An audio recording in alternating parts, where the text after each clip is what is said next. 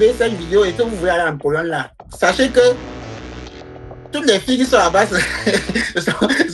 il n'y a pas de petites filles là-bas. Non, mais il y a les universités. Donc, si vous voulez chercher les filles, il y a les universités. Et il y a les universités à côté. Non, c'est pas à côté, mais il y a les universités dans la ville. Donc... Non, mais on dit qu'à Chèvre Brut, là où elle est attachée, devise à Excellence Académie, c'était bannir l'esprit du fax. C'était ça, les devises d'Emmanuel. Donc, c'était ça notre devise. Bannir l'esprit du fax. Il n'y avait même je pas. Je pense que c'était vraiment important. Oui. Combien? C'était 100 000 qu'elle m'avait donné. Mais j'étais au courant, tu m'as pas envoyé le jus. Bonjour une fois de plus et bienvenue dans iPod sur notre chaîne YouTube. Si vous me découvrez, je m'appelle Dr Technicien et aujourd'hui on va recevoir une dame très intelligente et vraiment très joyeuse et très joviale. Elle va nous partager son expérience sur la bourse en Pologne, la bourse Warsaw for PhD. Aujourd'hui, elle va nous expliquer terre à terre comment elle a fait pour obtenir cette bourse, quelles étaient les procédures, quelles étaient ses difficultés, comment est-ce que vraiment, elle va tout nous dire, elle va tout nous déballer. Alors si ça vous intéresse, restez jusqu'à la fin de cette vidéo pour pouvoir vraiment tout comprendre de cette bourse en Pologne.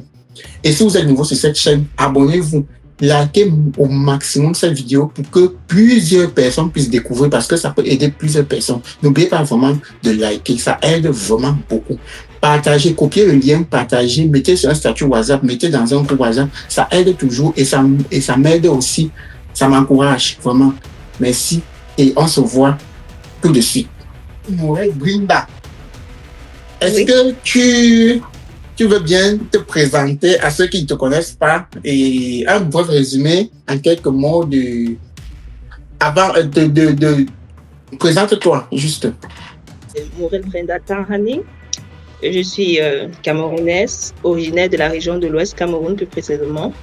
Et je suis, depuis mon master, étudiante, depuis ma première année à l'université, étudiante à l'université de Yaoundé 1 en filière chimie. Et je me suis spécialisée plus particulièrement en électrochimie. Ok. Ouais. Merci beaucoup. Merci. Ok. Ok. Donc, est-ce que tu peux nous donner juste un bref parcours académique avant d'arriver en Pologne? Oui. J'ai eu de primaire au secondaire, je les ai fait à Yaoundé, au Cameroun, où j'ai obtenu mon baccalauréat avec une mention assez bien. Et par la suite, je me suis inscrite à l'université de Yaoundé 1 en filière chimie, où j'ai obtenu successivement ma licence et mon master. Okay. Puis par la suite, je me suis retrouvée en Pologne où je suis actuellement pour poursuivre ma thèse. Ok. C'est cool. C'est intéressant. Et c'est quelle bourse que tu as obtenue pour la Pologne?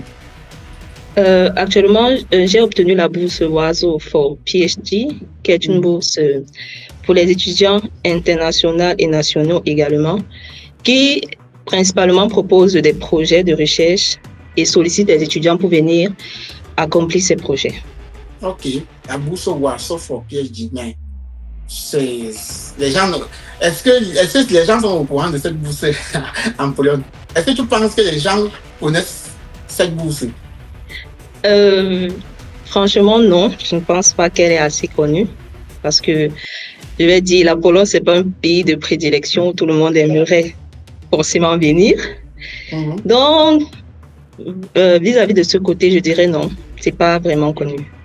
Ok, mais avec un jour qui a gonflé, là, je pense que la Pologne, là, ça risque d'attirer beaucoup de personnes. Non, ma joue n'a pas. Ok, maintenant, pourquoi tu as choisi de postuler à cette bourse? Pourquoi? Déjà parce que après mon master, l'année 2024, ça faisait déjà 3 ans par là que notre université, je veux dire au Cameroun en général, on a fermé les inscriptions en thèse. Et donc, désireuse de poursuivre une thèse, je me suis tournée donc vers l'Occident. Il fallait absolument chercher quoi faire.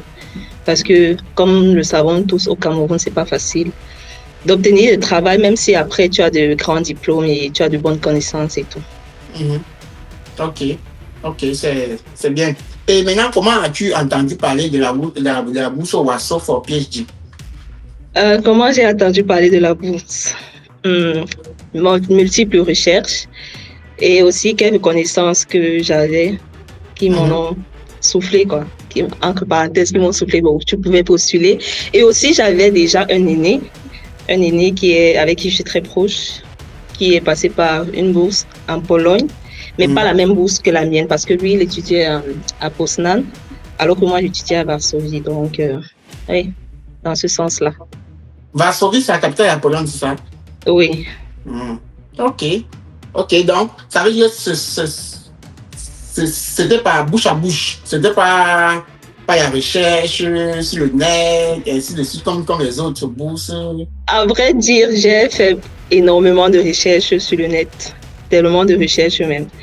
Mais étant en Afrique, avec tous les problèmes, que ce soit connexion, que ce soit, je vais dire, information, nous ne sommes pas vraiment informés. Donc, du coup, après multiples recherches et beaucoup d'échecs, parce que je dois vous dire que j'ai eu à postuler même aux bourses DAD, et dans un sens, j'ai eu des encadreurs, mais je n'ai pas pu poursuivre avec eux jusqu'à la fin. Et après, par la grâce de Dieu, j'ai eu quelqu'un de très cher à moi qui m'a dit que bon, tu pouvais essayer en Pologne. C'est un peu ça. Ok. Donc, on t'a référencé. Ok. En tout cas, tu vas nous expliquer cela par la suite. Tu vas bien nous expliquer cela par la suite. Et donc, est-ce que tu penses que c'est difficile de trouver les bourses pour les étudiants africains? Oui, je dirais. Bon, tout dépend. Les bourses pour les étudiants africains, si tu es désireux de poursuivre peut-être ta thèse, par exemple, je vais te prendre mon cas particulier. Généralement, quand tu postules pour les bourses DAD, on te demande de rédiger un projet. Et on sait tous que pendant notre cursus académique, c'est pas quand même quelque chose qui, entre guillemets, on nous apprend à faire. Donc, ça peut être vraiment challengeant et difficile à faire si tu es novice et que tu ne connais pas réellement comment la structure d'un projet de thèse. Donc, dans ce sens, oui, je pense que c'est difficile de trouver des bourses, mais c'est pas impossible. Tu peux trouver des bourses comme les bourses Paris-Saclay, qui sont des bourses de master. Tu peux recommencer le master 2 ou le master 1, dépendamment de toi. Et oui, c'est ce que je dirais en général. Donc, si je comprends bien, la bourse WASO, c'est juste pour faire la thèse de doctorat, pour faire une thèse de doctorat. Oui, c'est juste pour faire une thèse de doctorat. Ok. Donc, c'est une bourse destinée uniquement aux gens qui ont déjà le master. Le master, oui. Ok. Mais est-ce que quelqu'un peut avoir le doctorat et postuler à la bourse WASO? Je ne sais pas. Ok. Je dirais oui, mais bon, je ne sais pas parce que dans les documents fournis, on va te demander peut-être ton master et tu présentes ton master. On va arriver. Ok. C'est cool. Mais ok, en parlant même déjà des documents, quelles sont les pièces qu'il faut? Quelles sont les pièces qu'il faut fournir pour cette bourse? Déjà, nous avons les relevés de notes du niveau 1 au niveau master. Nous avons le CV, une lettre de motivation et des documents connexes qui sont, entre autres, des prix que tu aurais obtenus et aussi des séminaires auxquels tu aurais participé. Et concernant le test de langue, il y a un volet test de langue, mais ce n'est vraiment pas obligatoire. C'est si tu as que tu mets. Mais sinon, ce n'est pas obligatoire. Mais déjà, ce qu'il faut savoir, c'est que si tu veux poursuivre ta bourse en Pologne, tu dois connaître l'anglais. C'est difficile, mais oui, il faut connaître l'anglais. Et on ne te demande pas un test d'anglais parce que l'interview se fait en anglais. Et c'est pendant cette interview-là qu'on jauge ton niveau d'anglais. Si tu es assez, je vais dire, fluide, parce qu'on ne te demande pas d'exceller, on te demande au moins de parler, de comprendre. Donc, ça veut dire qu'il y a une interview. Oui. C'est intéressant de savoir parce que tu vas nous expliquer cela. Comment se passe l'interview? Ok.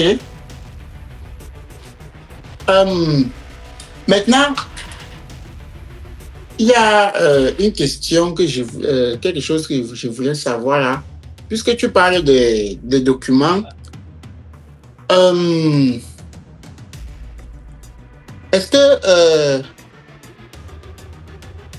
est-ce qu'il y a quelque chose peut-être dans la lettre de motivation, la lettre de motivation, le CV et tout ça, je pense, est-ce que ça peut être en français ou bien il faut absolument que tous les documents soient en anglais? Tous les documents doivent être en anglais. Et tes diplômes? Non, les diplômes, on n'a pas besoin de les traduire, vu qu'au Cameroun, les diplômes, généralement, dans les universités publiques, ça vient en français et en anglais, donc je n'ai pas eu besoin de les traduire en anglais. Donc, les diplômes passent sans automatiquement tout traduit? Oui. Ok.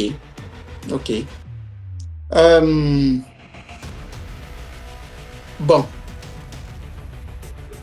Par rapport à la lettre de motivation, est-ce qu'il faut une lettre de motivation spécifique ou bien...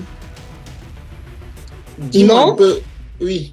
Sur la lettre de motivation, tu dois mettre en avant tout ce pourquoi tu te sens qualifié à poursuivre ce projet, tout ce pourquoi toute l'ardeur avec laquelle tu auras, l'ardeur que tu auras pour accomplir le projet pour lequel tu postules.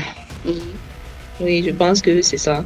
On veut voir à quel point tu es vraiment intéressé par ce projet. Aussi, les capacités qui montrent que ce projet sont en accord avec ce que tu as eu à faire pendant ton master.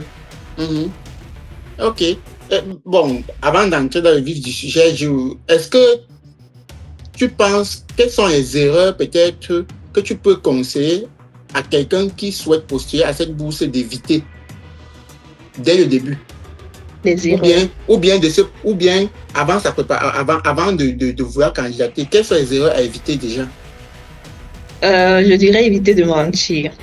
Parce que c'est vrai, parfois on dit qu'il faut embellir le CV, il faut, mais je peux dire que pendant l'interview, tout ce que tu diras, tout ce qu'on te posera comme question, c'est en fonction des documents que tu leur as fournis. Donc, si dans ton CV, tu dis que je ne sais pas trop quoi, tu exagères et puis lors de ton interview, on te demande que, telle chose, est-ce que tu connais et que tu ne connais pas. Pourtant, tu es censé connaître.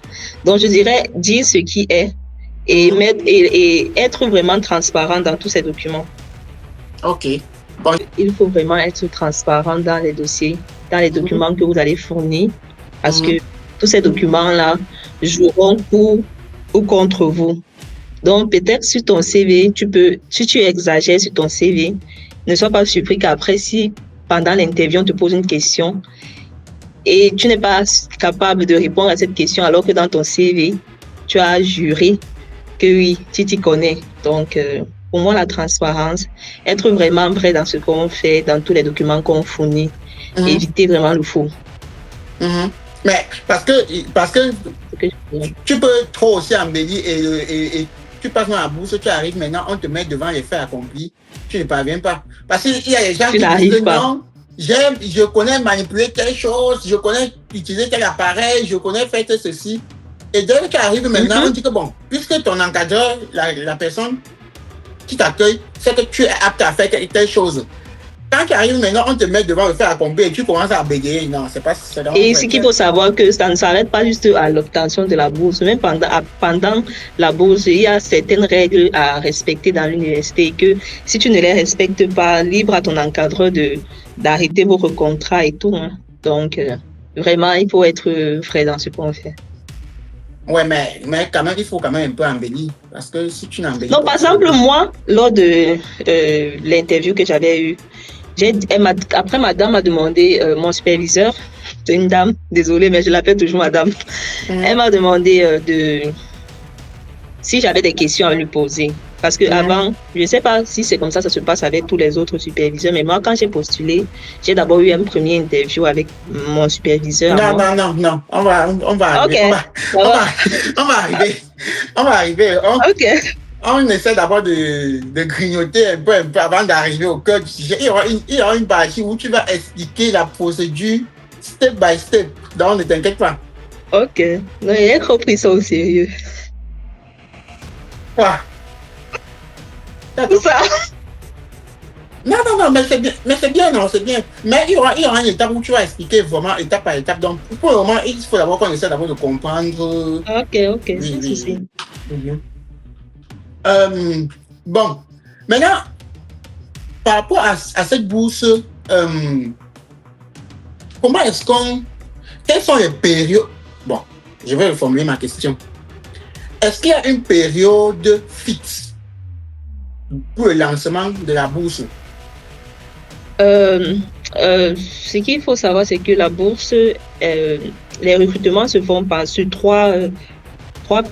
en 3 temps, Mhm. 3 vagues, je dirais. Il y a une première vague, une deuxième et une troisième. Et je pense que toutes les informations sont disponibles dans le site web de l'école Oiseau for PhD. Je me rappelle plus exactement des trois dates, en fait. Et Mais il y a 3 vagues. les trois dates sont toujours fixes.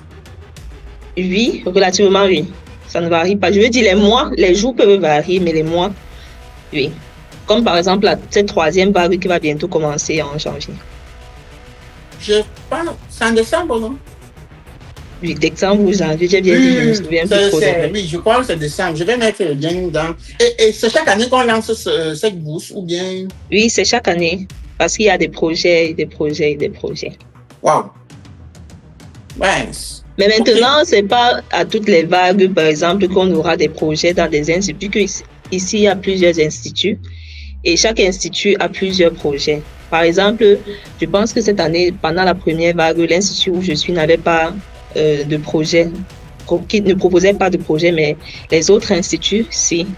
Donc, en général, c'est chaque année qu'on lance des vagues de recrutement. Hmm. Ok. C'est intéressant. C'est intéressant. Ok. Maintenant, est-ce que à part la bourse WASO, tu avais postulé à d'autres bourses en parallèle? Oui, je vous avais dit que j'ai postulé à la DAD et j'ai eu à postuler à d'autres où on m'a pas répondu. Donc, Hmm. oui, je n'ai pas laissé mon œuf dans un seul panier, en fait. Ouais, j'ai cherché un peu partout. Ok, ok, ok. Euh, Maintenant, est-ce que pour la bourse WASO, il y a un projet qu'il faut rédiger ou bien un projet professionnel, un projet d'études? Est-ce qu'il y a un truc comme ça? Non, mais ce qui est super génial sur cette bourse, c'est que vous n'avez besoin d'écrire aucun projet. Les projets sont prédéfinis, les attentes même des projets sont bien écrites sur les pages web de ces projets et aussi les aptitudes les aptitudes de l'étudiant dont ils ont besoin. Si peut-être que tu es électrochimiste, on va demander que tu dois connaître les bases, tu vas avoir les bases en électrochimie, peut-être en sciences des matériaux, les choses comme ça. Tout est prédéfini dans les projets parce que sur chaque site, il y a la description du projet. Donc, on a besoin de rien d'autre que les étudiants. Wow. Donc, on veut seulement les gens qui vont venir travailler. Travailler. Ouais. C'est bien. C'est bien. C'est bien.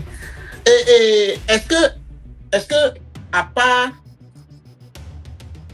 ton financement, tu as encore la possibilité de travailler à côté? Oui, à part être étudiant, tu es aussi spécialiste. Donc, il y a un nombre d'heures fixes de travail que tu dois faire. Donc, oui, tu es payé en tant qu'étudiant, mais aussi en tant que spécialiste. Et tu peux aussi enseigner? Oui, tu peux enseigner, mais bon, ça dépend de toi. Tu peux enseigner, mais je pense qu'il faut un certain niveau pour enseigner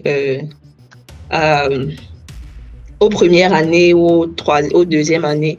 Donc, si tu vas enseigner, tu dois peut-être être vers la sortie de ton PhD. Comment Parce ça qu'ici, pour tu vas sortir ton PhD? Mais tu fais un PhD, tu peux enseigner au niveau 1. Non, non, non, non. En fait, c'est pas une. En fait, là où je suis, ce n'est pas une université, c'est un centre de recherche. Ah, ok. Ok. C'est pas une université, c'est un centre de recherche. Donc, il n'y a que les doctorants ici. Pas Et de il n'y a pas de niveau 1, master? pas de master, pas de doctorat. Les gens qui viennent en master, ce sont juste des internships, ils viennent juste faire des petites formations en relation à leur master, et puis ils partent continuer leur master à l'université. Ici, c'est un centre de recherche, c'est pas une université. Donc, c'est un petit centre. C'est pas un petit centre, c'est un centre de recherche. Non, je dis en termes de grandeur, je dis en termes Oui. C'est pas très vaste comme les universités. Ça, c'est un centre de recherche. Donc, c'est uniquement pour les matures, alors. C'est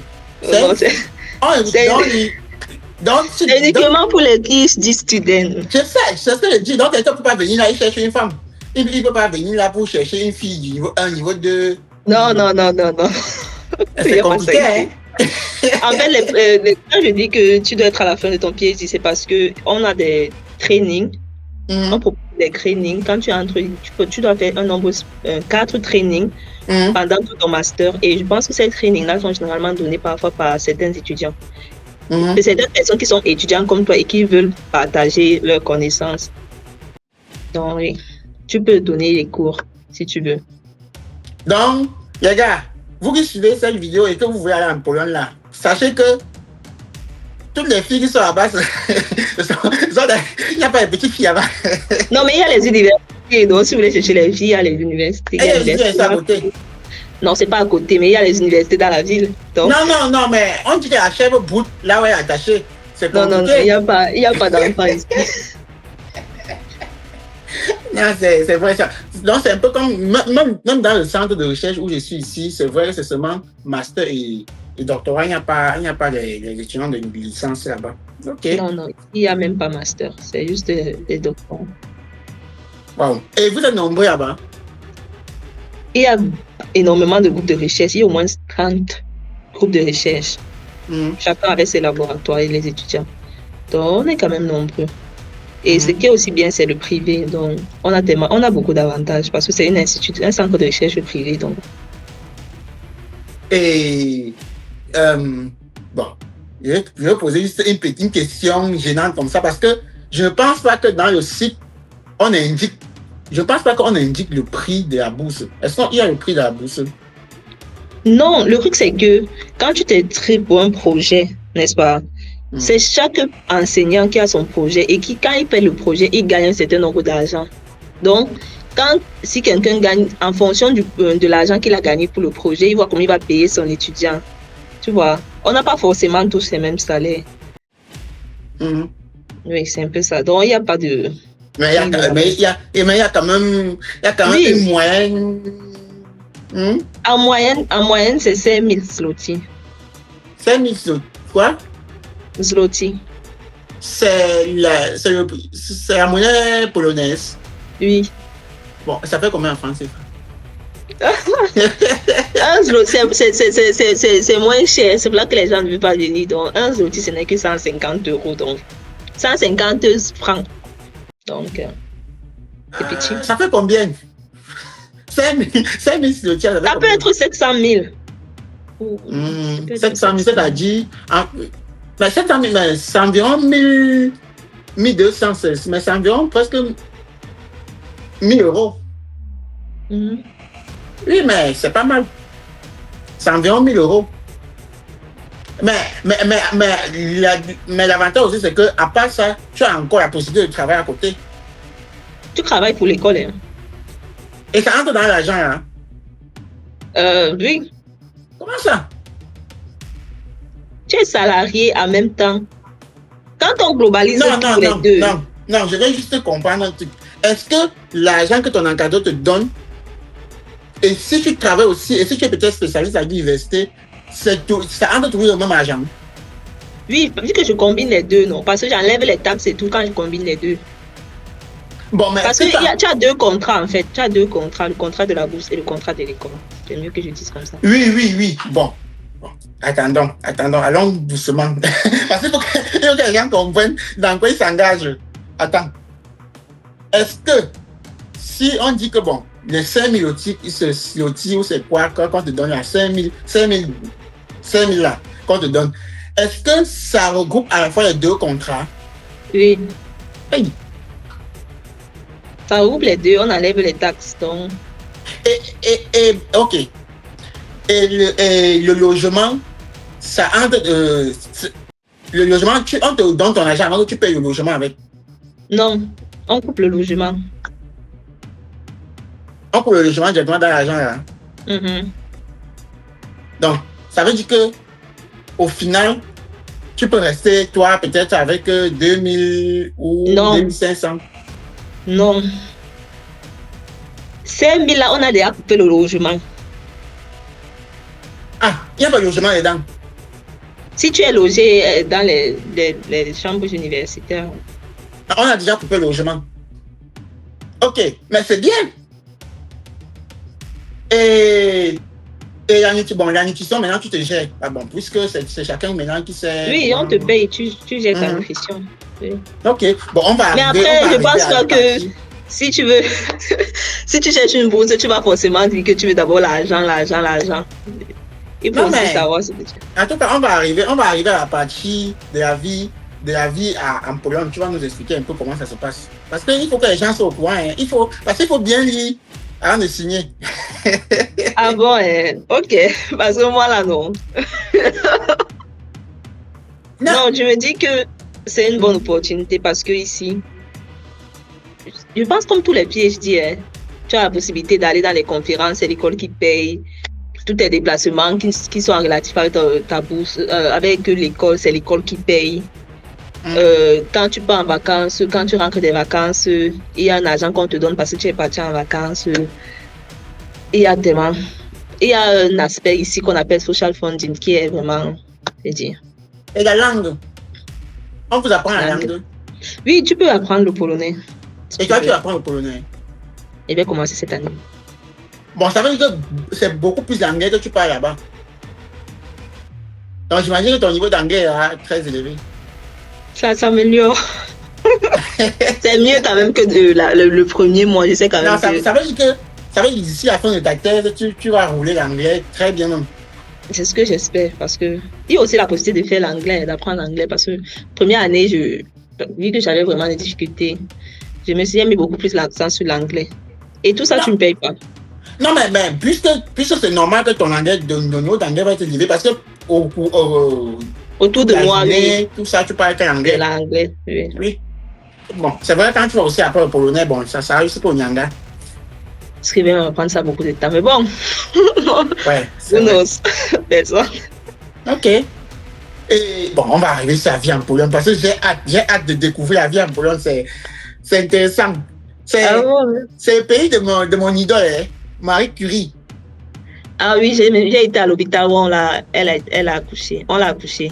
Ah ouais. C'est Marie Curie, c'est vraiment... C'est une femme exceptionnelle. Et c'est aussi le pays du pape Jean-Paul II. Ouais. Ok. D'après toi, quels sont les éléments qui ont fait ta force, qui ont fait la différence dans ta lettre de motivation? Dans ma lettre de motivation, je dirais le fait que j'avais eu à gagner un prix à l'université en tant que meilleure étudiante de la faculté des sciences en l'année 2022. Donc, quoi, le prix de Paul Biya, le prix du président? Non. Le prix délivré par l'Association des femmes dans le domaine de la science. Elle m'avait octroyé un prix comme étant la meilleure étudiante de la faculté des sciences en 2022. Oui. Et ça paye déjà combien? C'était 100 000 qu'elle m'avait donné. Mais j'étais au courant, tu m'as pas envoyé le jus. Vas-y. Et oui, il y a ça, le prix que j'avais obtenu en cette année. Et je dirais aussi peut-être ma MGP en master. Parce que j'ai eu en master un MGP de 3,70. Donc, et aussi en master 2, j'ai eu une bonne note. Je pense que les notes sont importantes. Parce qu'on j'ai eu à entendre qu'en général, pour avoir beaucoup de chance, il faut au moins savoir 3 pour venir. Ah, il faut avoir une MGP de moins 3 en master. Oui. Mais est-ce que la licence compte? Je pense que tout ça compte en fait. On veut voir ta profession. Moi déjà, ce que je peux vous dire, c'est que au niveau 1, vraiment, je n'avais pas brillé par mes performances au niveau 1. Avec le temps, je me suis donné à fond dans mes études j'ai eu à progresser. Et je pense aussi, quand on regarde la progression, on voit que tu es un élève qui ne reste pas dans la constance, mais qui cherche toujours à s'élever. Je ne dis pas que 3, c'est le maximum, mais si vous avez de bonnes notes, sachez que vos chances sont encore plus élevées. Donc... Non, mais est-ce que c'est seulement la moyenne qui compte? Puisque, à part la NGP, quelqu'un peut avoir 12, 13 de moyenne, mais il a une bonne lettre de motivation, un bon CV. Parce que je pense, est-ce que tu penses que les activités extrascolaires sont aussi déterminantes? Par exemple, comme le truc des femmes... Oui, je pense que si tu participes à des séminaires, oui, du moins activités extrascolaires, mais toujours liées à l'école, si tu participes à des séminaires, si tu as eu à gagner des prix, je sais qu'il y a plusieurs prix parfois qu'on propose à l'Université Yaoundé 1. Si tu as des prix, il y a les séminaires, tout ça compte. Ça montre que tu es actif dans la recherche et que, oui, tu vois, tu as du... oui, c'est un peu ça. Non, mais parce que sinon, je ne vois rien de vraiment particulier que j'avais dans ma lettre de motivation. J'ai écrit ça comme quelqu'un de vraiment motivé, qui était vraiment motivé à trouver une voie après le master. Et je pense que nous tous, dans cette situation, on trouve les mots. Ouais, obligé de trouver des mots pour écrire une lettre vraiment consistante et qui perce. Ok, c'est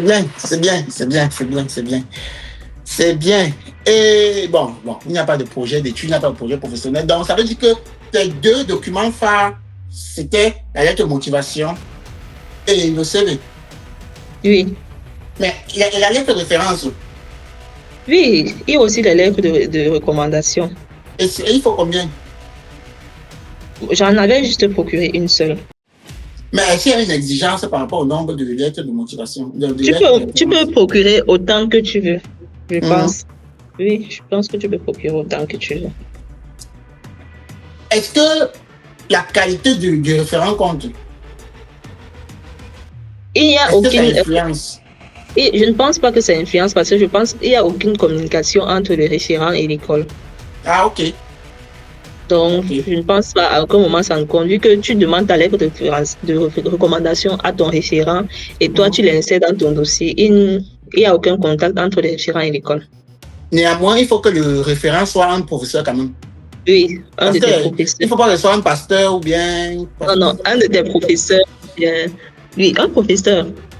Mais est-ce que tu penses que ton référent, par exemple, dans ce cas-là, doit être, si c'est un seul référent, il faut que peut-être ce soit obligatoirement ton encadreur de master peut-être. Est-ce que ça compte?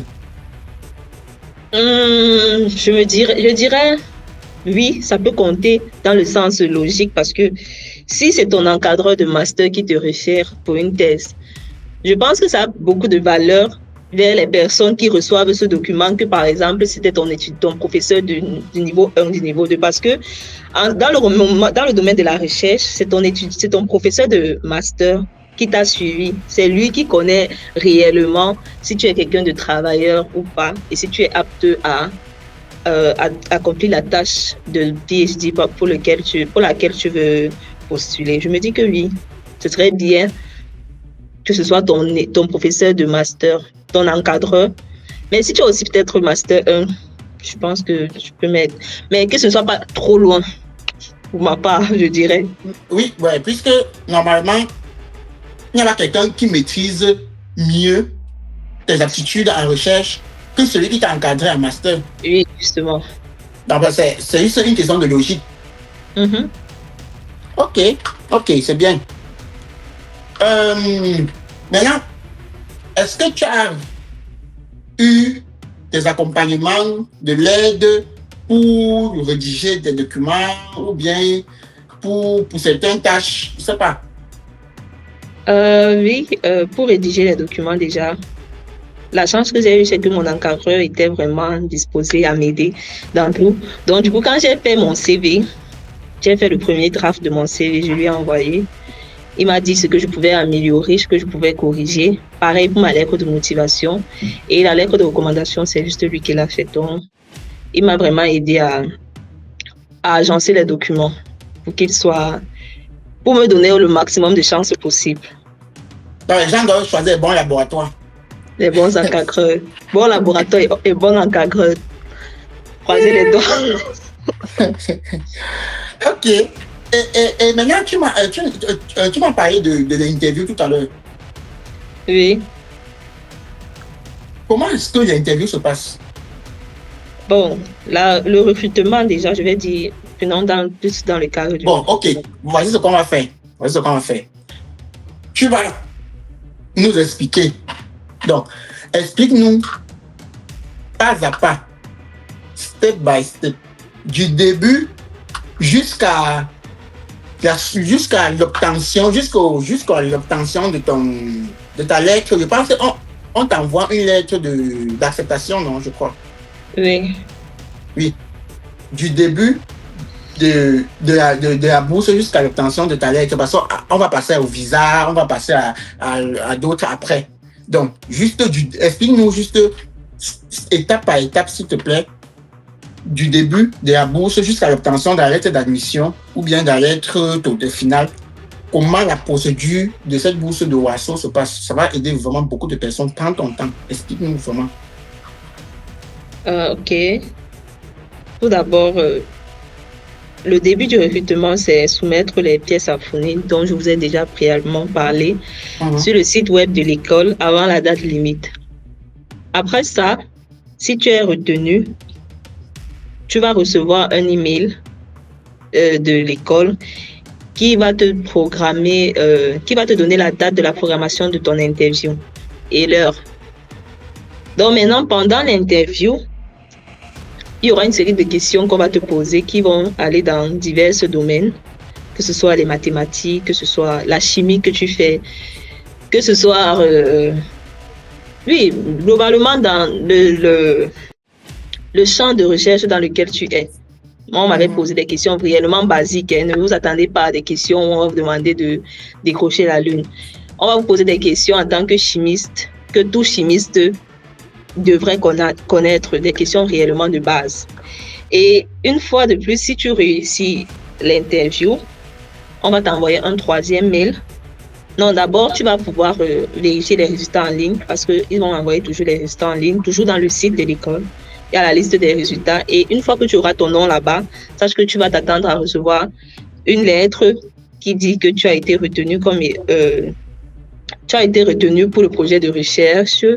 Et aussi, sur la même lettre, on va te donner la date limite à laquelle on t'attend à l'école. Sinon, dans le cas échéant, tu seras retiré de la liste des étudiants. Comme ça. Ah, c'est tout.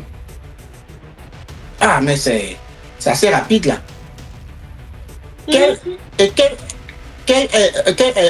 est l'intervalle de temps entre ta candidature et la réception du premier mail pour l'interview? Comme ça, les gens peuvent savoir pour se préparer déjà.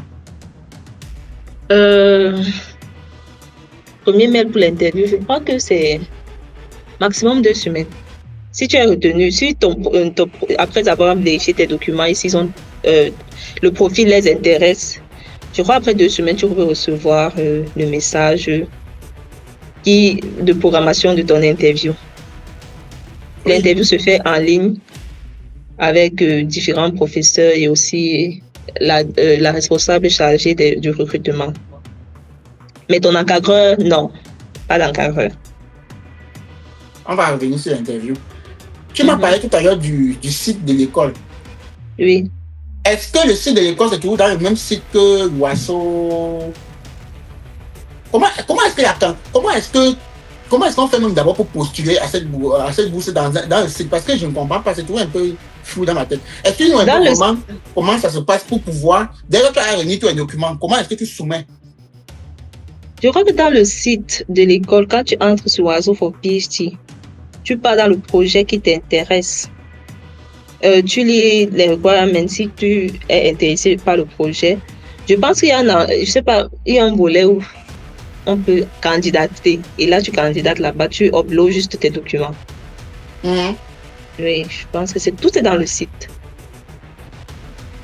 Ok. Et le résultat, c'est tout dans le site de l'école ou bien quand tu soumets on te dit, il y a un endroit où tu peux entrer pour voir les résultats après. Oui, parce qu'il y a les résultats même pour les années précédentes. Pour chaque année, les résultats sont toujours... Après, il y a toujours les résultats. Il y a le volet de résultats. Hein. Donc, on t'envoie aucun mail pour te dire que les résultats sont disponibles. Comment vais-je dire? Dans mon cas, je suis tout simplement allée vérifier dans le site web de l'école parce que après l'interview, ils vont te dire que les résultats seront disponibles après une semaine. Genre, une semaine après, tu peux commencer à aller vérifier dans le site de l'école s'il y a ton nom sur la liste des résultats. Ok. C'est une semaine après l'interview, les résultats.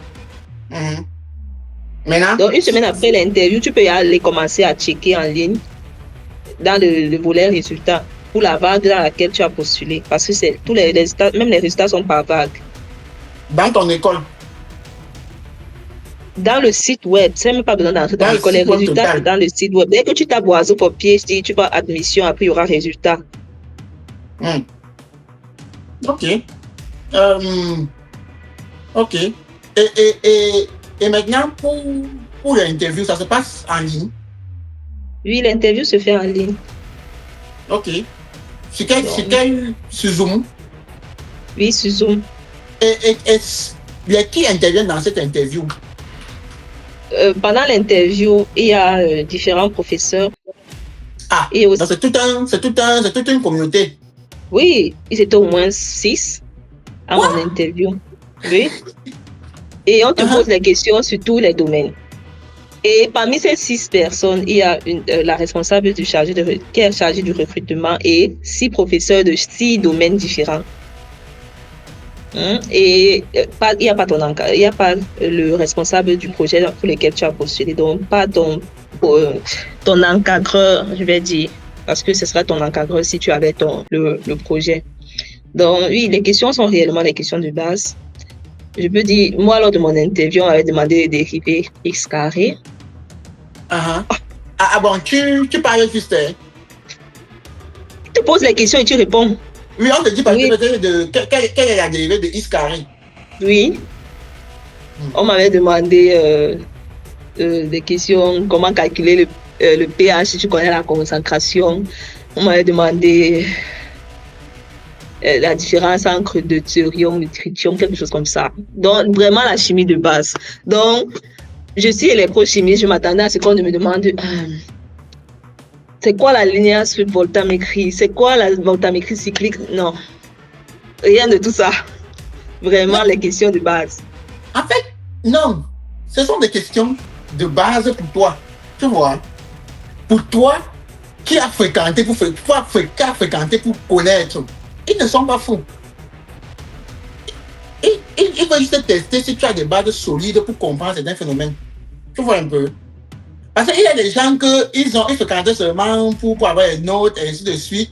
Parce que, imagine peut-être, il y a des gens que si tu leur demandes la dérivée de x carré, ils ne vont pas connaître.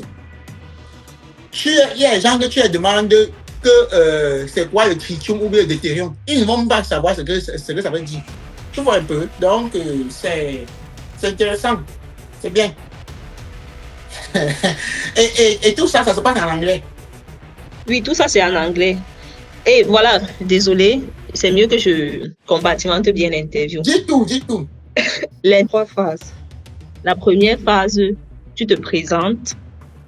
La deuxième phase, la première phase, tu te présentes et tu expliques ce que tu as fait pendant ton master. Donc, un résumé de ton master. Je crois que c'est 5 minutes que tu dois résumer tout ton master en 5 minutes jusqu'au résultat. Et maintenant, s'ils ont des questions relatives à ce que tu as dit, avoir fait pendant ton master, ils vont te la poser. La troisième étape, c'est ils posent des questions générales qui n'ont rien à voir avec ton master. Ils vont te poser des questions de base, comme j'expliquais. Et la dernière partie, c'est English Proficiency. Genre, ils veulent voir en même temps si tu comprends, si tu peux parler en anglais, comprendre l'anglais. Donc, et je vais dire que la troisième partie, elle se retrouve déjà dans les 2 premières parties parce que tout ça, tu vas parler en anglais. Et tu vas répondre en anglais. Donc, en même temps, l'interview, c'est aussi le test de langue que tu passes. Pendant l'interview, on voit aussi si tu es apte à parler correctement, à écouter ce qu'on te dit. Oui. C'est un peu ça. C'est un peu globalement comment s'est passé mon interview. Et toi, ton anglais était comment? Je vais dire que c'était pas mal. Parce que je comprenais. Mon anglais n'était pas mal, je vais dire. Il parlait comment à comprendre ce que tu disais. Oui, il y avait vraiment des petits détails que je ne connaissais pas, comment on dit exposant. Par exemple, quand on m'a demandé de calculer le pH avec en fonction de la concentration, ou bien c'était l'inverse. Il fallait que je dise que c'était 10 exposants, c'était la concentration. Il fallait que je dise que c'est 10 exposants moins le pH. Et tu as dit quoi, maman? Je faisais comme ça là. Ils m'ont dit que to the power. J'ai dit yes. À ce moment, je ne connaissais pas encore comment on dit exposant. Genre to the power. J'ai dit que j'ai fait to. Alors, il a dit que to the power, j'ai dit yes, to the power minus pH. Ils ont dit ok. Donc, on a continué. Non, mais ce qui me plaît avec eux, c'est qu'ils ne sont pas pour te frustrer. Non. Ils sont là pour comprendre certaines choses et ils savent que tu peux avoir des difficultés. Tu vois? Et ils savent aussi que quand tu vas te baigner dans cet environnement-là, ça va aller. Ça va aller. Donc, oui. Ils sont là pour comprendre si vraiment la personne qui est devant eux connaît vraiment de quoi il parle. Voilà. Parce que c'est ce qui est sûr. Ce n'est pas pour te frustrer. L'interview, oui. Vraiment, c'est tout ce qui est simple. Même les questions relatives à ton sujet, là, vraiment, ils n'en posent même pas. Et vraiment, quand ils te laissent parler, ils ne parlent pas de sens. Ils ne vont pas dire qu'ils ne connaissent même pas l'anglais ou bien non, parce qu'ils se disent que l'anglais, c'est pas la première langue de tout le monde. Eux-mêmes, c'est pas leur première langue. Ici, il y a plein de Polonais qui ne parlent même pas un crève mot d'anglais. Donc, ils peuvent comprendre que l'anglais, tout le monde, ça s'apprend et il faut vraiment baigner dans le bain pour savoir, pour s'améliorer au fur et à mesure. Donc, même ma première présentation ici, quand j'ai dû présenter au département séminaire, il y avait les présentations, je devais présenter mon travail de master en anglais. Donc, je me suis préparée pendant 6 mois pour ça, parce qu'il fallait que je roule l'anglais là plusieurs fois. Mais bon, je pense que ça va déjà. Ok, c'est bien.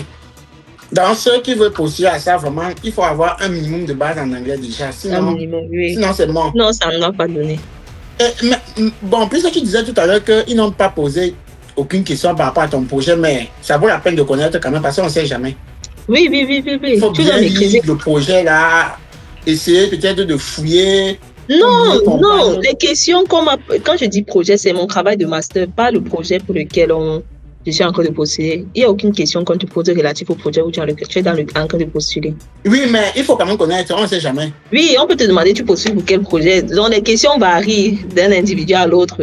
Et tous les encacoles n'avaient pas les mêmes questions. Donc, oui. Chacun bombarde. Oui. Une personne parle. On va poser beaucoup de questions. Et tu as duré environ combien de temps? Je pense que c'était un maximum de 30 minutes. C'est pas long. 15 minutes, je vais dire. Maximum, c'est 30 minutes. Mais je ne pense même pas que c'était 30 minutes. Vu que c'était 5 minutes que tu présentes ton travail de master. Après, il y a une dizaine de minutes pour les questions. Peut-être 5 minutes. Et la présentation de ton travail de master, c'est en PowerPoint ou bien? Non, pas de PowerPoint. Tu expliques juste ce que tu faisais. Et si tu n'étais pas là quand tu faisais ça, tu fais comment? Mais pour ceux qui font les masters sans faire là, c'est eux qui nous diront. Parce qu'on connaît les gens comme ça. Ceux qui font les masters sans faire là, c'est eux qui nous diront. Est-ce que c'est moi? Je ne sais pas ce que je vais leur dire. C'est encourageant, ça va ça. Je suis quand même fier de quelque chose, c'est que avec le temps, je constate que ceux qui se démarquent quand même en école, quand ils ont les bonnes informations comme il faut, ils partent. Oui. Ceux qui partent. Donc, les choses qu'après les gens insultaient, les gens envoyaient que tu fais quand comme ça, c'est pas aller vendre un bocolo, c'est pas aller faire ceci, c'est pour faire. Maintenant, s'il y avait les bonnes informations, c'est pour ça que j'ai lancé ce concept-ci, de telle manière que même les gens qui viennent des familles démunies comme ça, s'ils ont des bonnes notes et qu'ils ont les bonnes informations, parce que ce qui manque aussi chez beaucoup de personnes, c'est les informations. Si c'est les bonnes informations et comment faire, ils vont Ce que je veux dire, c'est que nous sommes tous des produits de Ngouaikele. Et si Ngouaikele était si mauvais que ça, c'est que nous ne serions pas où nous sommes chacun actuellement. Donc, quand ma petite sœur, elle a eu le bac, j'ai dit que vas-y, Travail dur. Il y a le bon en Guayaquil. Yeah, Et si tu veux voir le bon, tu vas voir le bon. Et il y a le mauvais en Guayaquil. Si tu veux voir le mauvais, tu vas voir le mauvais. Donc, quand tu parles, c'est pourquoi tu parles. Et concentre-toi dessus. Donc, je pense aussi que je dois donner une anecdote. C'est que si je ne vous avais pas rencontré au niveau 2, parce qu'au niveau 1, vraiment, je détestais Guayaquil. Mon Dieu, ça c'est pas.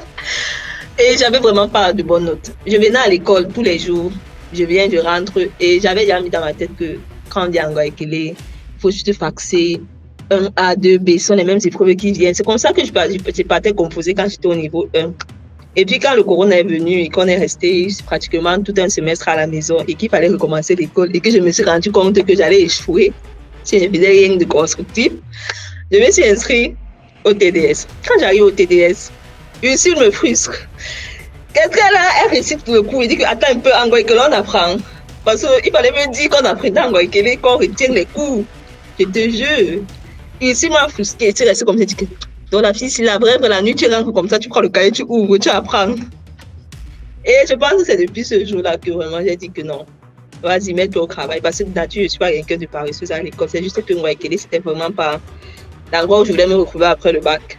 Donc, mais bon, grâce au cours de répétition et à la détermination que j'avais, je crois que j'ai amélioré mon niveau au niveau 2. Parce qu'au premier semestre, je n'avais pas bien travaillé, mais au deuxième semestre, j'avais très bien travaillé. Parce que c'était au deuxième semestre qu'on est revenu à l'école. Et depuis ce jour-là, j'ai vu moi le problème. Je pense que quand tu es en Guayaquil, si tu travailles comme au lycée, tu vas t'en sortir. Il n'y a même pas. C'est ce que, quand j'étais au niveau 1, c'est ce qu'un grand frère m'avait dit. C'est vrai qu'au niveau 1, moi aussi, mon niveau 1 n'était pas trop facile parce que bon, puisque nous on composait avec les télécommandes, tout ça. Au premier trimestre, parce qu'au premier trimestre, j'apprenais toujours seul là et les gens m'insultaient, tout ça. On disait que non, ici on faxe seulement, toi tu es là, tu fais quoi et autres. Un grand frère s'est approché de moi. Il m'a dit, petit, n'écoute pas ce qu'on te dit ici là. Si tu apprends comme au lycée, rien ne va te dépasser. C'est depuis le jour là. Donc quand j'ai eu ma licence, j'ai dit que mon objectif c'est d'aider le maximum de personnes à comprendre. Parce qu'à fréquenter pour comprendre, pas pour. C'est pour ça que notre devise à Excellence Académique, c'était bannir l'esprit du fax. C'était ça les devises des manuels. Donc c'était ça notre devise.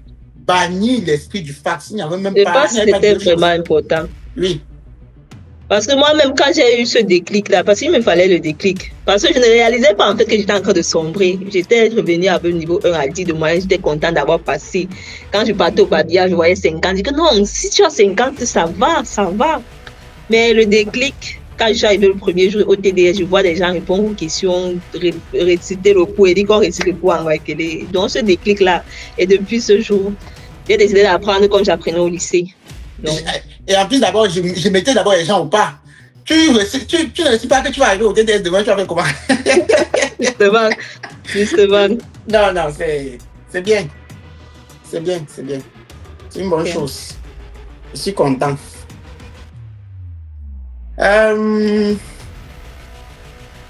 Ok. Est-ce que tu te souviens du jour où tu as reçu, du jour où tu as vu le résultat ou bien que tu as obtenu ta lettre d'admission de façon définitive? Oui, je me souviens de tous les jours. Et quelle était ta réaction? Le jour où j'ai eu les résultats, je préparais le riz sauce d'arachide. J'étais à la maison, je stressais. Ça veut dire que une semaine était déjà passée. C'était le lundi, net, comme ils avaient dit qu'après une semaine, après l'interview, il y a les résultats. Je savais que c'est la semaine-ci là que je dois avoir les résultats. Lundi là, il y avait à bouillir le riz. J'étais en train de préparer la sauce. Je vois seulement le message. Pindin. J'ai dansé dans toute la maison. J'étais seule à la maison, tout le monde était à l'école.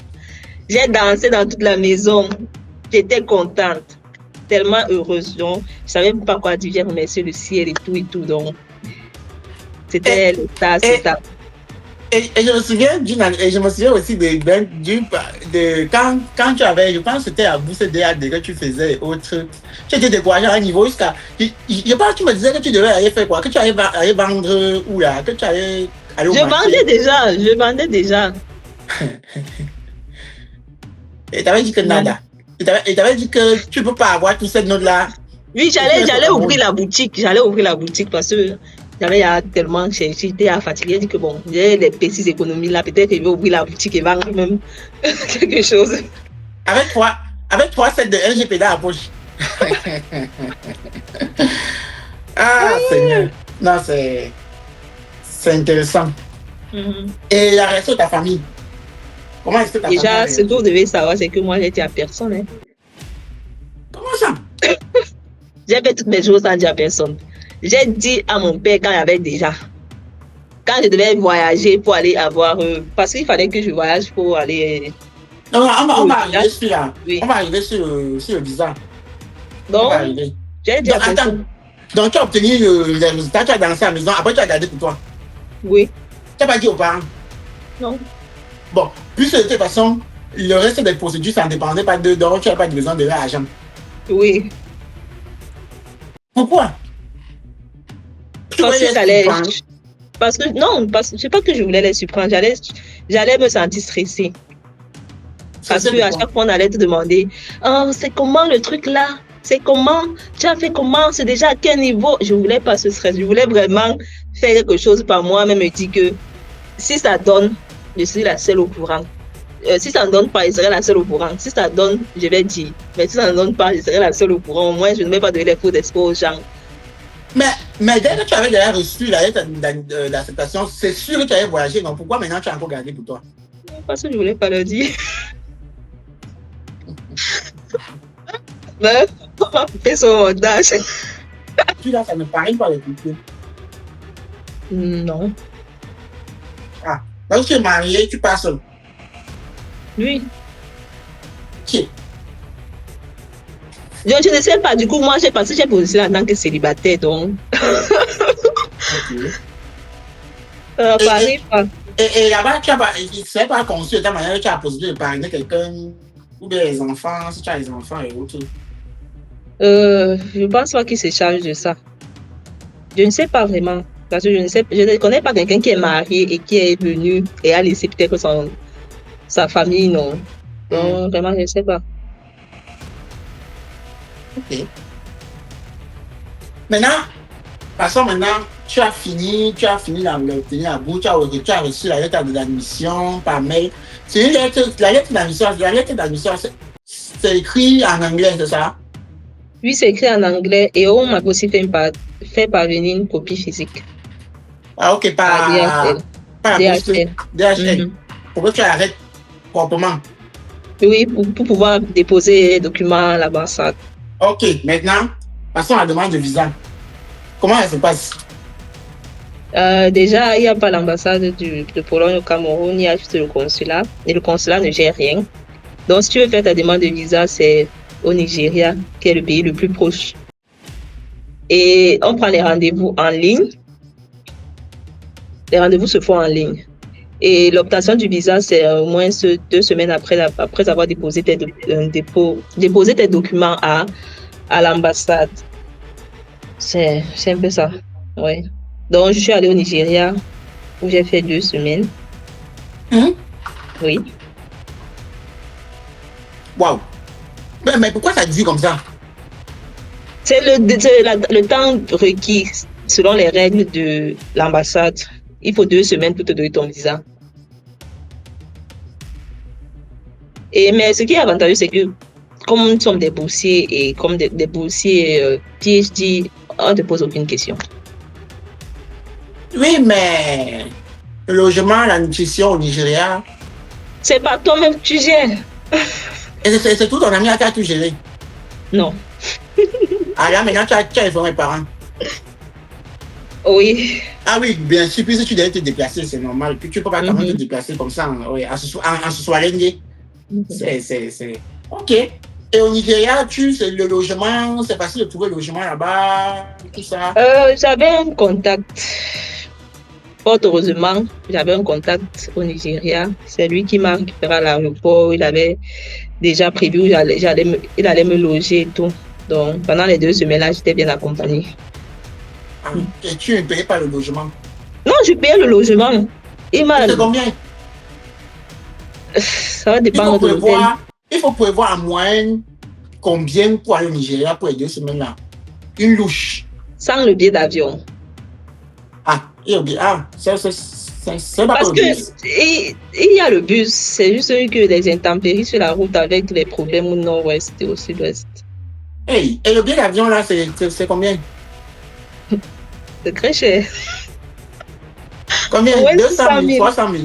200 000, au moins j'ai payé 600 000. Attends, 600 000 aller retour, bien 600 000 aller. Aller retour. Waouh! 600 000 aller retour, c'était vraiment cher. C'est juste que étant une femme, voyager en route, ça allait me prendre quelque chose comme, je crois, 2 jours, 3 jours. Et c'est pas facile. Avec les problèmes d'insécurité, c'était vraiment pas le choix le plus judicieux. Parce que tout pouvait arriver en route. Wow. Et maintenant, pour vivre là-bas, tu as prévu environ combien? Pour vivre, 300 000. Je crois que même 300 000, ça dépend de l'hôtel où tu es. Parce que dans les 300 000, là, j'avais payé mon hôtel et tout. Donc, ça veut dire que, si je comprends bien, le voyage, seulement pour le visa, pour aller déposer, il faut prévoir au moins 1 million. 1 million, c'est beaucoup, non? Comment ça, 1 million, c'est beaucoup? Plus un billet d'avion aller-retour. Oui. Dis 1 million. Mais c'est de ça que je parle. Oui, 1 million. Et quels sont les documents qu'il faut pour déposer à l'ambassade? À l'ambassade de la Pologne au Nigeria. Il y a toute une liste de documents là en ligne sur le site il y a ça dans le site de l'ambassade. Oui. De l'ambassade? Il y a ça dans le site de l'ambassade. Pour la demande de visa de type D. Précis. Vous cherchez pour visa de type D. Type D, ça veut dire quoi? Visa étudiant, non. C'est visa de type. Est-ce qu'il y a un agent qu'on paye encore là-bas? Oui, on paye à l'ambassade combien d'euros là? Il y a un agent, il y a les frais de visa. C'est beaucoup, c'est cher. Je ne pense pas que c'est cher. Peut-être que 142, quelque chose comme ça. Je ne me rappelle plus bien. Euros. Oui, en euros. En euros. Il y a les frais de visa. Mais ce qui est déjà sûr, c'est que tu ne peux pas avoir ta bourse de PhD quand tu refuses le visa.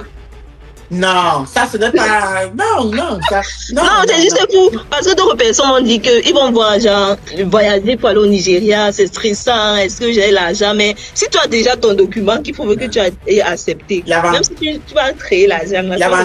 C'est ça l'avantage d'être boursier. L'avantage d'être boursier, c'est que du moment où tu es accepté, tu sais que tu vas voyager. Donc, la seule chose qui peut te retenir, c'est qu'on t'attache au village et c'est tout. Justement. On ne peut pas te refuser le visa parce que même si ça complique à l'ambassade, tu dis à ton encadreur et on déclenche les choses depuis la Pologne là-bas, on les appelle. Oui. Non, justement, je stressais même, je pensais qu'on allait me poser les questions, mais je vois entre eux. On me demande, ça m'en donne les documents, me donne. Il regarde, après on dit que je reviens dans 2 semaines. C'était fini. Les gens sont passés là-bas, ils faisaient des interviews même pendant des 30 minutes, des 1 heure de temps. Moi, ici, en clair, je n'ai pas fait 5 minutes, je suis sortie. Oui, parce que ces gens, sûrement, ils partaient peut-être pour étudier de façon normale. Ou bien, il faut les questions qu'on va les poser et tout. Être boursier, ça a le goût, hein? Mal. C'est ça que j'ai compris.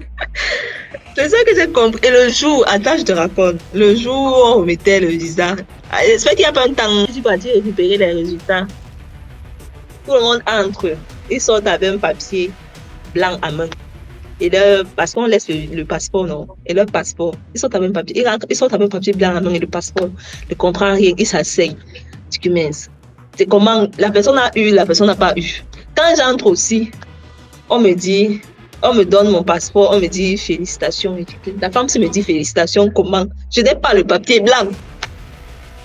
Que tout le monde est sorti le papier blanc. Elle n'a pas donné le papier blanc, elle me dit félicitations, comment? Je sors, tout le monde me regarde. Je ne comprends pas pourquoi on me regarde. J'étais avec celui qui m'accompagnait. Il me dit que c'est comment tu as eu. J'ai dit que je ne sais pas. Tout le monde a le papier là. Moi, je n'ai pas. Je ne sais pas si j'ai eu. C'est lui qui prend. C'est moi, je n'ai pas regardé le visa là. C'est lui qui prend. Il ouvre. Il voit que, mais voici ça, non. Il dit que, mais pourquoi il n'est pas dans le papier blanc? Pourquoi il n'est pas dans le papier blanc? Avant qu'il me dit que non, ceux qui ont le papier blanc là, c'est sûrement qu'on a de le motif pourquoi ils ont été refusés le visa. Il dit que, non. En fait, le problème, c'est que tu ne savais pas que le visa, c'est dans le passeport, que c'est dans le passeport. Non, c'est pas que je ne savais pas que le visa, c'est dans le passeport. J'étais tellement perdue. Mais elle m'a dit félicitations, je ne comprenais rien parce qu'elle n'a pas ouvert le passeport pour me montrer. Elle m'a juste demandé de donner le passeport et elle me dit félicitations. Je ne vois pas le papier blanc parce que tout le monde est sorti avec le papier blanc et commençait à taper les commentaires. On avait bien, on refusait beaucoup le visa là-bas. On avait refusé. Surtout, je ne dis pas que si c'était boursière normale, je ne pense pas qu'on devait te refuser. C'est juste. Non, non, tu ne peux pas être boursière, on te refuse le visa. J'étais choquée et tout. Sauf si. Je ne peux pas être boursier, on te refuse le visa. Les boursiers, c'est une autre catégorie. C'était vraiment. J'ai tourné le film là-bas. Le gars là, oui, avec moi jusqu'à. Je ne comprenais pas.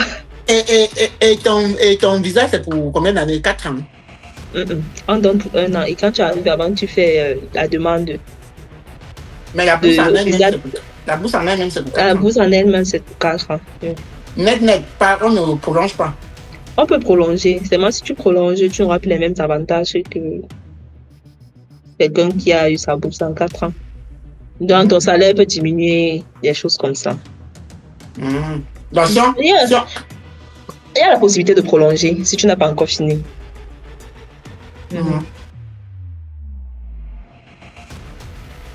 Ok, et d'après... Bon, on va arriver. Mon histoire est drôle. Je voulais juste savoir un truc. Et d'après l'avancement de tes travaux, tu penses quand même que tu es quand même de timing? Mon travail déjà. Parce que je sais que pour nous qui venons en Afrique, là, pour un début, on a encore tellement de choses d'abord à apprendre pour se recycler. Et ça prend du temps. Parce que ça peut te prendre 1 an et demi pour maîtriser d'abord certaines choses avant d'entrer même dans tes travaux. Mon travail déjà est tellement compliqué. Parfois, quand je cause même avec le prof de master, il me dit que toi là, tu vas m'arriver à finir tout ça dans les 4 ans les 4 ans qu'on t'a donné pour finir ton travail là. Mais bon, je pense pas. Mais c'est ce que je souhaite. Je souhaite finir vraiment dans les temps. Et je travaille pour ça. J'ai vraiment fait de sorte à ce que tous les cours qu'il fallait que je prenne, parce qu'il y a des cours obligatoires à prendre là. Les cours vraiment qui me demandaient trop de temps, je les ai fait tout ça pendant la première année. Donc j'ai déjà fait tous des cours vraiment très importants. Il manque juste des matières qui ne sont pas vraiment qui n'ont pas vraiment un nombre élevé d'heures où il faut participer. Donc et vous composez? Là maintenant, oui, on compose. Ah bon? On compose. On fait le cours et puis on compose. Et c'est combien de cours? Il faut avoir au moins 30 points pendant tout ton master. Pendant toute ta thèse, autant pour moi. Et tu as eu combien? Pour le moment, c'est seulement 18 et demi. Mais j'ai fait tous les... Oui, il manque de compléter jusqu'à 30, non. Mais j'ai fait toutes les matières de base qui étaient 3 points. Maintenant, les matières que j'ai fait sont les soft skills, les matières où on t'apprend comment écrire un article, les choses comme ça, qui sont les 1 point et demi, donc c'est un peu ça. Et qui ne prennent pas trop de temps. Donc là, vraiment, ma thèse commence vraiment la 2e année, c'est que vraiment je suis au laboratoire tous les jours. Ta rentrée, c'était quand? C'était en octobre l'année passée? La rentrée de la première année. La rentrée, c'est en octobre chaque année. Ça veut dire que tu es entré dans ta 2e année comme ça? Je suis en plein dans la 2e année. Le temps passe vite, hein?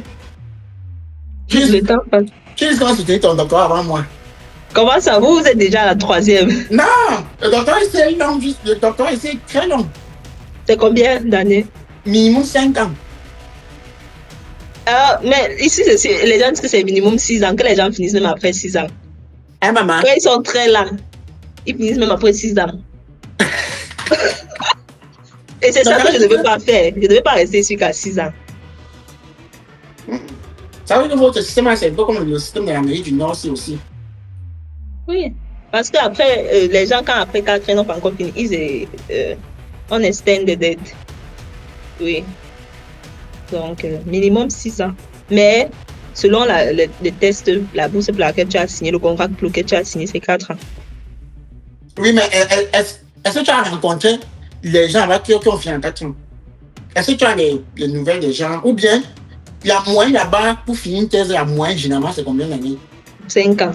Parce que généralement, ils extendent toujours 1 year extension. Mais c'est vrai que ne regarde pas aussi trop le temps disant que non, c'est long. Mais parce que n'oublie pas le temps de ton recyclage. Parce que si tu étais venu et que tu avais les compétences normales, parce que n'oublie pas que c'est comme ça on te prend. On te forme d'abord sur certaines choses. Bon, et étant donné, en plus, tu es une jeune, donc tu sais. Et si jeune, et si vieille, tu as un squelette comme ça, ça c'est un squelette qu'on avait.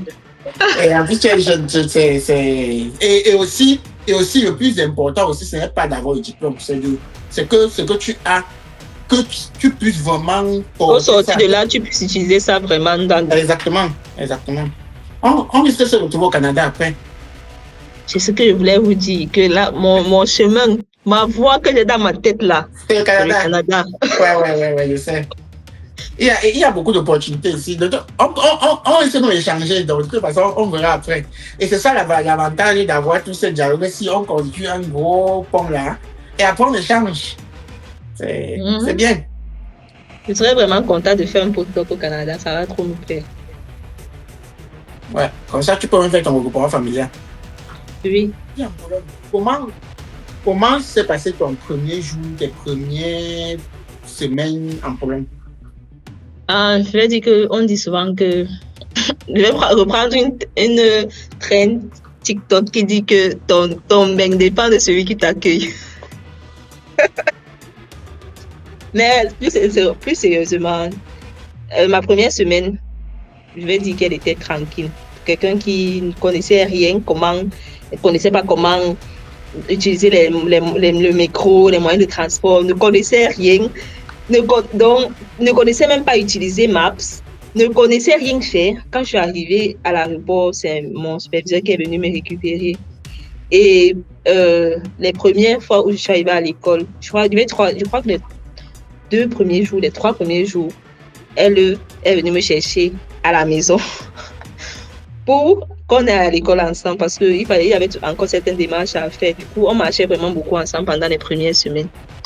Et puis après, elle m'a juste montré comment on utilise Maps.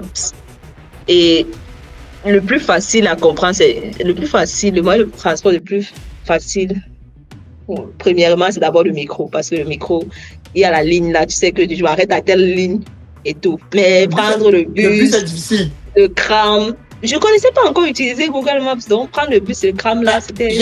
J'ai discuté avec Issue pour la procédure de Paris Sacré qu'on t'expliquait là. Et elle m'a dit que heureusement pour elle, depuis le pays, elle connaissait utiliser le GPS. Donc elle savait là comment utiliser Google Maps.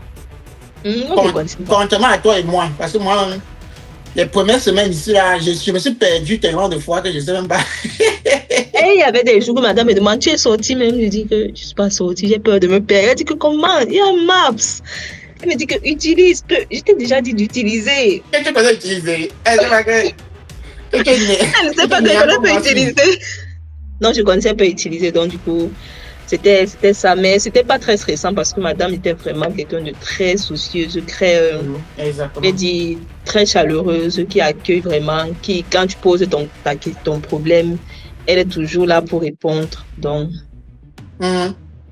c'est un peu ça. Et le climat, la culture, comment tu t'adaptes avec ça? Le climat, au moins au Cameroun, c'est qu'il y a l'été, l'hiver, l'automne, le printemps. Donc, du coup. Est-ce qu'il y a l'été au Cameroun? Non, on sait qu'il y a l'été en bain, l'hiver, le printemps. Ah, ok. Très bien. Donc, je suis arrivée en hiver, donc j'avais prévu des vêtements chauds, mais j'avais pas vraiment de vrais vêtements chauds. Je pense que pour le début, madame m'a donné, elle m'a donné des manteaux, des chaussettes vraiment plus chaudes que ce que j'étais venue avec. Attends, Donc, pendant... attends d'abord. C'est elle qui est venue te chercher à l'aéroport. Oui. Ok, et c'est elle elle avait à trouver le logement. Non, pour le départ, elle m'a logé chez sa mère, la maison de sa mère qui était en construction. Elle m'a demandé de rester là-bas jusqu'à ce que je trouve l'appartement dans le dortoir de l'école. Ok. Donc, je suis restée là-bas pratiquement 1 mois.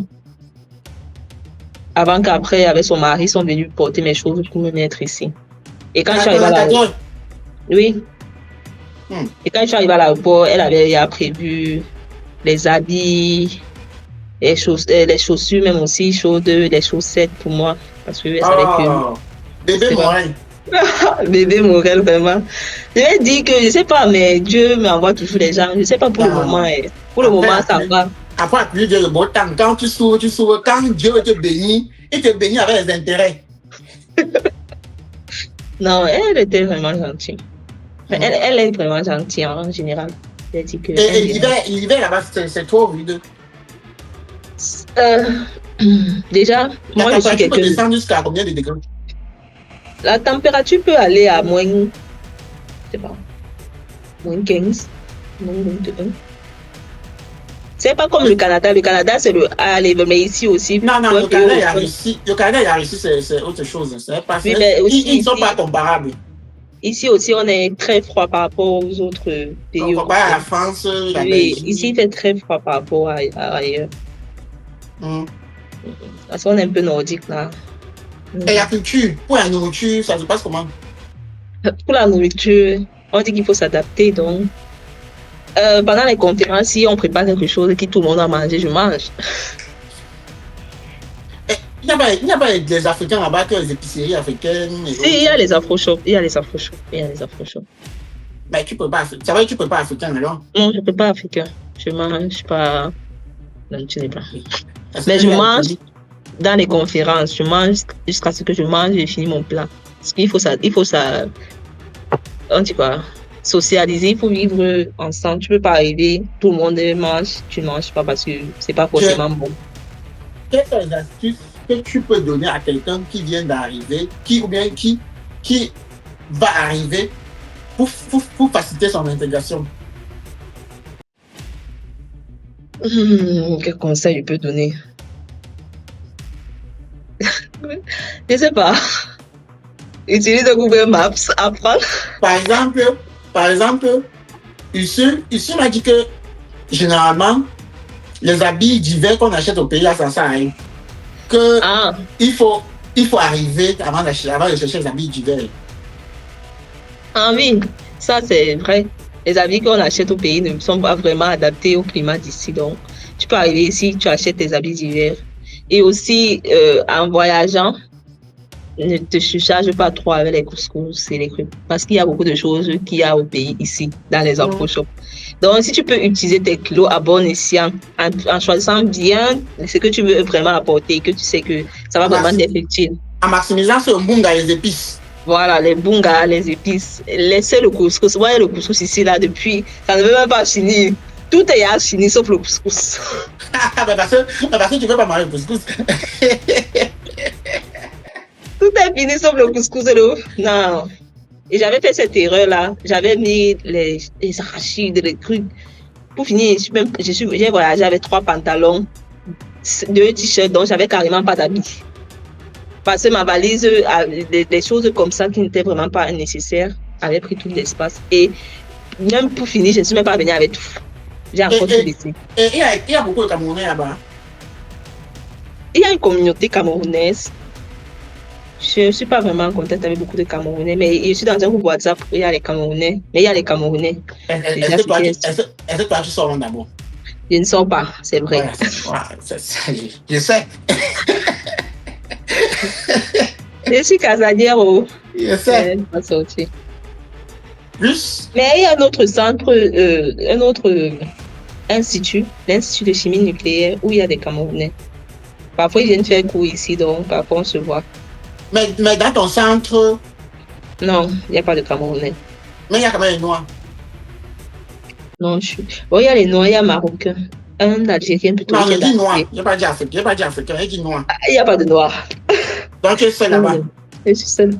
Donc, tu es identité remarquable. Justement, je suis identité remarquable. On va avoir dit que quelqu'un qui ne m'a pas vu dit que c'est que tu ne veux pas me dire bonjour. C'est tout. Accepte le fait que tu ne veux pas me dire bonjour. Ok. Et quel conseil tu peux donner à quelqu'un qui veut suivre ce chemin-là? Je vais dire, c'est quelque chose qu'il faut essayer. Parce qu'il ne faut pas juste mettre dans nos têtes que s'il faut voyager, il faut aller en France, il faut aller en Belgique, il faut aller au Canada, il faut aller. Parfois, les pays dont on néglige peuvent nous apporter beaucoup d'opportunités aussi, peuvent être ceux qui... La première année, c'est ta jour qui a augmenté. Bonjour. Vas-y. Oui, parfois, les pays dont on dit non, on ne peut pas aller, parfois, c'est là-bas qu'on peut trouver vraiment le tremplin, ce qui va nous propulser vers d'autres opportunités. Donc, je veux dire, essayez si vous avez l'opportunité, si vous trouvez cette offre intéressante, essayez, parce qu'on ne perd rien à essayer. Et pour le logement, qu'est-ce que tu conseilles à quelqu'un? Parce que toi, par la chance que tu as eue, c'est que ton prof t'a aidé. Et quand tu voyageais comme ça, là, si ton prof ne te venait pas t'aider avec le logement et autres, toi, tu partais vivre où? J'avais booké un endroit en ligne sur booking.com, mais après avoir eu le visa, il demandait qu'il fallait certifier, j'ai payé une avance. C'est donc là qu'après, madame a dit que non, tu peux laisser. Tu vas venir, je vais te loger chez ma mère. C'est en rénovation, il n'y aura pas seulement la cuisine et tout, mais déjà, tu auras quelque part où dormir en attendant, maintenant trouver un endroit. Parce que là, ce que j'avais réservé en ligne, c'était juste dans un hôtel, non. Ça devait être mieux. C'est un peu comme ça. Donc, ça veut dire que si quelqu'un quitte du pays et qui va aller en Pologne, même en tant que boursier, il va falloir qu'il cherche son logement. Oui, parce que sur les documents qu'on demande en ligne, il y a... on demande... ça quoi? La réservation, non. La preuve de logement, oui. La preuve de logement. Pour le visa. Oui. Donc, ça veut dire que quand tu demandais ton visa, il fallait une preuve de logement. Oui. Et c'est parce que tu avais réservé un truc, tu as mis ça dans Oui, j'avais booké un truc sur booking.com et c'était dans mon dossier. Mais maintenant, après, booking.com a envoyé la notification qu'il fallait valider, genre payer au moins une partie, sinon on allait annuler le booking. Et j'avais eu le visa. Donc, madame a dit que non, tu peux laisser. En parlant du logement, le logement est cher. Bah. Si tu es dans les cités universitaires, c'est pas compliqué. Mais si tu es à l'extérieur, c'est cher. C'est cher. Toi, tu es dans une cité universitaire? Oui, je suis dans les bureaux, les appartements de l'école. Toi, tu vis seul avec... C'est un appartement, c'est un studio? C'est un appartement. Il y en a plusieurs chambres et on partage les douches et la cuisine. Et le salon? Il n'y a pas de salon. Chacun vit chez lui. Donc, comme maintenant, tu es dans ta chambre? Oui. Et quand tu prépares, ça ne dérange pas? Est-ce que quand eux, ils préparent, ça ne me dérange pas? C'est ça la question. Ils peuvent aussi préparer, ça me dérange. Non, puisque nous, avec les épices, ainsi de suite et autres. Le truc, c'est qu'il y a aussi beaucoup d'étrangers ici. Moi, je vis ici avec des Indiens et des Pakistanais. Donc, du coup, eux aussi, ils ont des épices. Donc, eux aussi, ils ont des épices aussi fortes. Donc, ça va. Mais si tu es polonais, je ne vois pas pourquoi tu as venu dans cette université vu que tu es je vais dire, c'est vrai que tu peux ne pas être de la ville, mais c'est ton pays, donc Bon, ils ont plus de facilité à obtenir les chambres à l'extérieur par rapport aux étrangers. Les cités universitaires en Guadeloupe, c'est ça, tu as gagné vivre là-bas. Non, je dis que c'est vrai, c'est un problème. Tu fais une cohérence, tu dis que non, tu es colonel, tu ne sais pas pourquoi tu vas venir dans la cité universitaire, comme si... Non, c'est juste pour dire que dans toutes les cités, dans toutes les chambres que notre école a, il n'y a pas de Polonais. C'est juste les étrangers qui résident là-bas. Ok. Est-ce que tu as encore autre chose, peut-être qu'on a oublié, que tu voudrais ajouter? Non, je pense qu'on a tout couvert. Hein. Tout. Oui, je pense qu'on a tout couvert. Tout dans le sac. Oui, on a tout couvert. Ok. On a tout couvert. Vraiment. Et si tu voulais résumer ton parcours en une seule phrase, en une seule phrase inspirante, ça peut être quoi?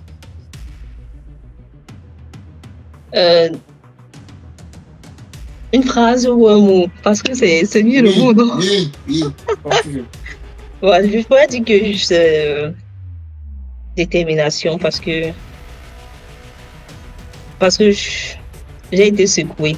Je suis passée par des hauts, des bas, des très bas même.